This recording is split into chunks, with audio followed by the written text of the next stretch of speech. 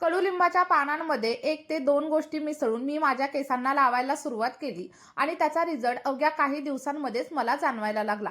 अगोदर माझे केस खूप जास्त पातळ आणि कमजोर होते, पण आता तेच केस लांब, दाट आणि जाड दिसायला सुरुवात झाली. आणि एवढंच नाही, तर जे केस पांढरे व्हायला सुरुवात झाली होती, ते देखील आता हळूहळू कमी होत आहेत आणि केसांची वाढ देखील चांगल्या प्रमाणात व्हायला सुरुवात झालेली आहे. अगोदर माझी वेणी खूप जास्त पातळ दिसायची, पण तीच वेणी आता जाड दिसायला सुरुवात झाली.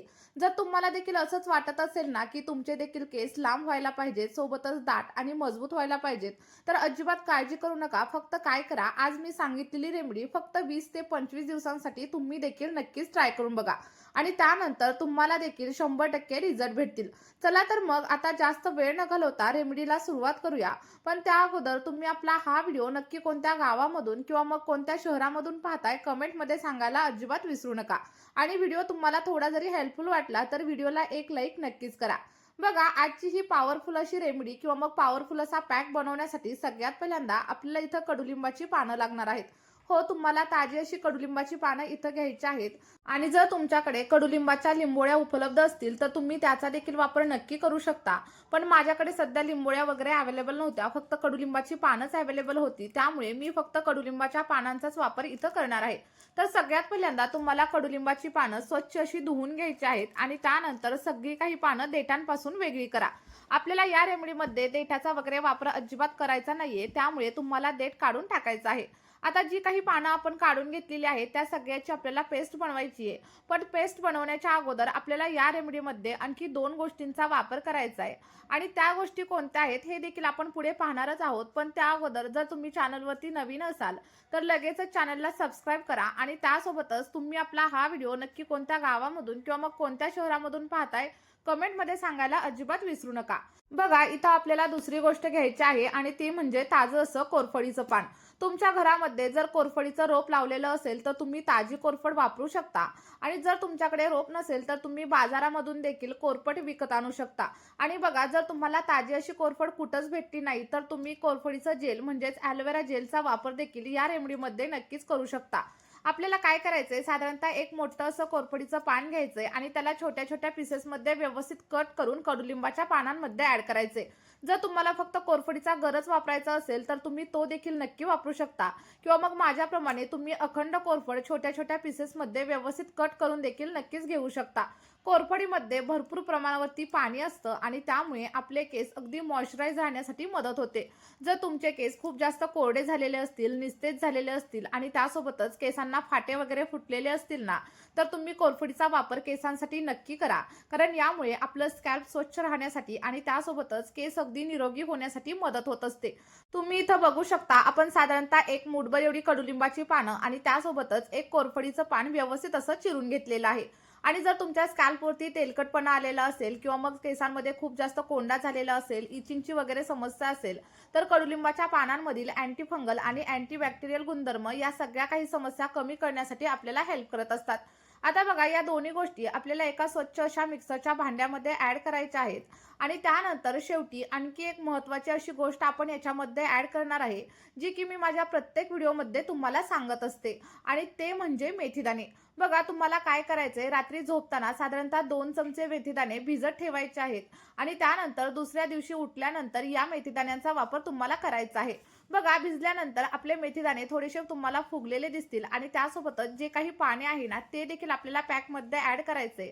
कारण मेथीदाण्यांमधील प्रोटीन, निकोटिक ऍसिड आणि सोबतच लिसेथिनचं प्रमाण पाण्यामध्ये उतरलेलं असतं. त्यामुळे लक्षात ठेवायचं, तुम्हाला मेथीदाण्यांसोबतच मेथीदाण्यांचं पाणी देखील या पॅकसाठी वापरायचं आहे. आणि बघा, सगळ्या काही गोष्टी मिक्सरच्या भांड्यामध्ये ऍड केल्यानंतर याची आपल्याला बारीक अशी पेस्ट बनवून घ्यायची आहे. आणि इथं तुम्ही बघू शकता, मी अगदी फाईन अशी पेस्ट बनवून घेतली आहे आणि ही रेडी झालेली पेस्ट तुम्ही अशी देखील तुमच्या केसांवरती नक्की अप्लाय करू शकता.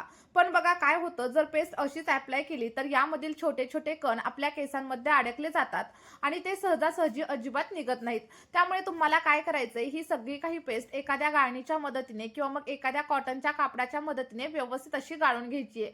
कारण गाळून घेतल्यानंतर खाली जी काही क्रीमी टेक्स्चर मध्ये पेस्ट रेडी होईल ती तुमच्या केसांवरती जर तुम्ही अप्लाय केली तर केसांमध्ये कोणत्याही प्रकारचा कण वगैरे अजिबात अडकणार नाही आणि त्यानंतर तुमचे केस अतिशय सिल्की होतील, स्मूथ होतील आणि केसांमध्ये कोणत्याही प्रकारचा गुंता वगैरे अजिबात होणार नाही. आणि बघा पॅक व्यवस्थित असा गाळून झाल्याच्या नंतर वरती जो काही जाडसर भाग शिल्लक राहील तो तुम्हाला फेकून द्यायचा आहे. आणि रेडी झालेला पॅक जर तुम्ही आठवड्यातून फक्त एकदा केसांवरती अप्लाय केले तर तुमचे केस अतिशय सिल्की, स्मूथ आणि शायनी होण्यासाठी मदत होईल. त्यासोबतच जर तुम्हाला कोंड्याची समस्या असेल किंवा मग स्कॅल्पमध्ये एखादं फंगल इन्फेक्शन झालेलं असेल, स्कॅल्पमध्ये तेलकटपणा जाणवत असेल, तर या सगळ्या काही समस्या आपल्या या पॅकच्या एकाच वापरामध्ये कमी झालेल्या तुम्हाला दिसायला लागतील. बघा इथे तुम्ही बघू शकता आपला पॅक गाळून रेडी झालेला आहे आणि हा पॅक तुम्ही असा देखील तुमच्या केसांवरती नक्की अप्लाय करू शकता. कारण हाच पॅक तुमच्या केसांच्या एक नाही तर अनेक समस्या कमी करण्यासाठी मदत करणार आहे. पण बघा मी हा पॅक असाच माझ्या केसांवरती अजिबात अप्लाय करत नाही.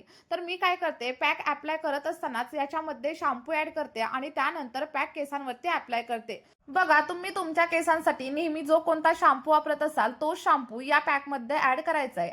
आणि शॅम्पूचं प्रमाण हे तुमच्या केसांच्या लांबीनुसार आणि तुमच्या गरजेनुसार तुम्ही कमी किंवा जास्त देखील नक्कीच करू शकता. शॅम्पू ॲड केल्याच्या नंतर आपल्याला सगळा काही पॅक व्यवस्थित असा मिक्स करून घ्यायचा आहे. आणि बघा व्यवस्थित असं मिक्स केल्यानंतर छोटे छोटे बबल्स आलेले देखील तुम्हाला दिसत असतील. आणि जेव्हा हा पॅक तुम्ही केसांवरती अप्लाय कराल तेव्हा तुम्हाला वेगळा असा केसांवरती शॅम्पू अप्लाय करण्याची देखील अजिबात गरज लागणार नाही. आणि जर तुमच्या स्कॅल्पमध्ये खूप जास्त खाज होत असेल, जळजळ होत असेल किंवा मग तुम्हाला एखादी ॲलर्जी वगैरे झालेली असेल, तर ही रेमेडी लावण्यापूर्वी मी तुम्हाला सांगेल की एकदा पॅच टेस्ट करा आणि त्यानंतरच संपूर्ण स्कॅल्पवरती आणि केसांवरती अप्लाय करा. कारण बघा बऱ्याच वेळा काय होतं, नैसर्गिक गोष्टींची काही लोकांना ॲलर्जी होते आणि त्यामुळेच मी तुम्हाला सांगत असते, कोणतीही गोष्ट केसांवरती अप्लाय करण्याच्या अगोदर पॅच टेस्ट करा आणि त्यानंतरच केसांवरती अप्लाय करा. आता मी तुम्हाला सांगते हा पॅक केसांवरती कशा पद्धतीने अप्लाय करायचा. बघा पॅक अप्लाय करण्याच्या अगोदर तुम्हाला केसांमधील सगळा काही गुंता काढून घ्यायचा आहे, म्हणजेच केस डिटँगल करायचे. त्यानंतर केसांचे छोटे छोटे पार्टिशन करा आणि पॅक पहिल्यांदा तुम्हाला केसांच्या मुळांवरती अप्लाय करायचा आहे. मुळांवरती अप्लाय करून झाल्याच्या नंतर केसांच्या संपूर्ण लेंथवरती अप्लाय करा. आणि अप्लाय केल्यानंतर कमीत कमी अर्धा तास किंवा मग 1 तास हा पॅक तुम्हाला केसांवरती तसाच ठेवायचा आहे. आणि 1 तासानंतर अगदी साध्या शॅम्पूने किंवा मग साध्या पाण्याने तुम्ही हेअर वॉश करू शकता. बघा हेअर वॉश करताना तुम्हाला जास्त गरम पाण्याचा देखील अजिबात वापर करायचा नाहीये. आणि जर तुम्ही शॅम्पू पॅकमध्येच मिक्स केला असेल तर वेगळा असा शॅम्पू लावण्याची देखील तुम्हाला गरज नाहीये. आणि जर तुम्ही शॅम्पू न टाकता पॅक केसांवरती अप्लाय केलेला असेल तर तुम्हाला एखाद्या केमिकल फ्री शॅम्पूने हेअर वॉश करायचा आहे. आता बघा बऱ्याच वेळा काय होतं, हेअर वॉश केल्यानंतर केस अगदी ड्राय होतात, रफ होतात, कारण आपण याच्यामध्ये कडुलिंबाच्या पानांचा देखील वापर केलाय. तर अशा कंडिशनमध्ये तुम्हाला काय करायचंय, हेअर वॉश केल्यानंतर केसांवरती कंडिशनर अप्लाय करायचा आहे आणि त्यानंतर तुम्हाला अगदी साध्या पाण्याने पुन्हा एकदा हेअर वॉश करायचा आहे. बघा मी सांगितलेल्या पद्धतीने जर हा पॅक आठवड्यातून 1 ते 2 वेळा सलग 2 ते 3 महिने तुम्ही केसांवरती अप्लाय केला तर त्यानंतर तुम्हाला केसांची कोणतीही समस्या जाणवणार नाही. केसांमधील कोंडा कमी होईल आणि सोबतच केस गळतीची समस्या देखील हळूहळू कमी होण्यासाठी मदत होईल. चला तर मग नक्की ट्राय करा आणि रिझल्ट कमेंटमध्ये शेअर करा.